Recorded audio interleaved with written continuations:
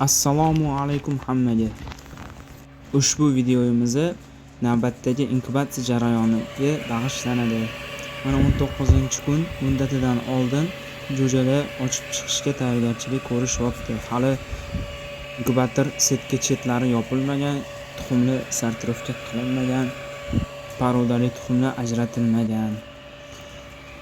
Chetlarni yopdik, jo'jalar tushib ketmasligi uchun qotirib qo'ydik.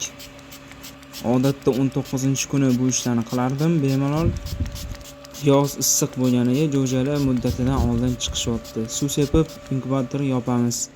Aylantirish jarayonini to'xtatamiz. Natijasi Allohdan barakasini bersin.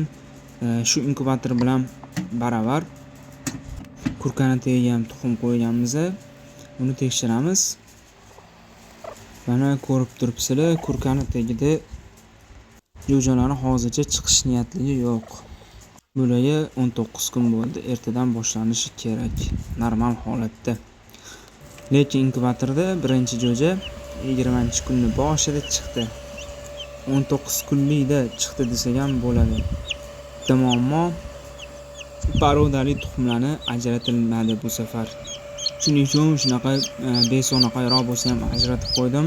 Sababi parodali jo'jalarga aralashib ketsa, keyin ularni zotli jo'ja deb sotishimiz muammo bo'ladi. Endi suv sepib yopib qo'yamiz.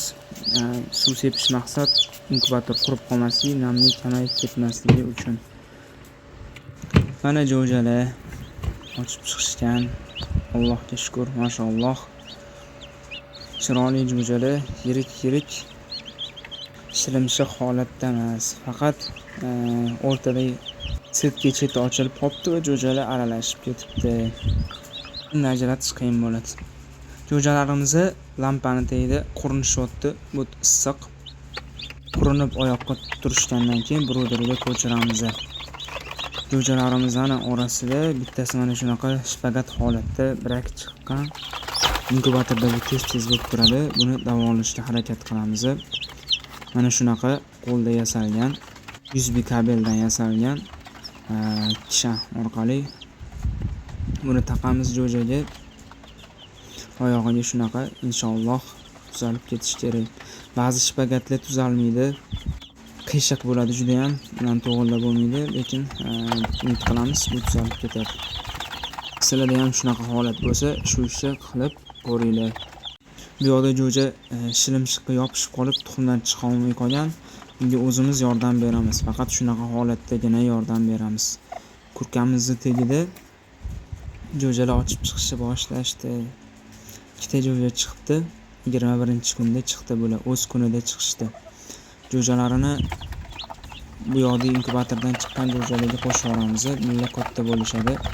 Yoki kurkani o'ziga ham qaytarsa bo'ladi, sal oyoqqa turgandan keyin bosa olmasligi uchun.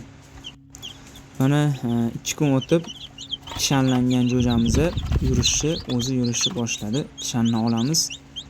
Jo'ja sog'lom.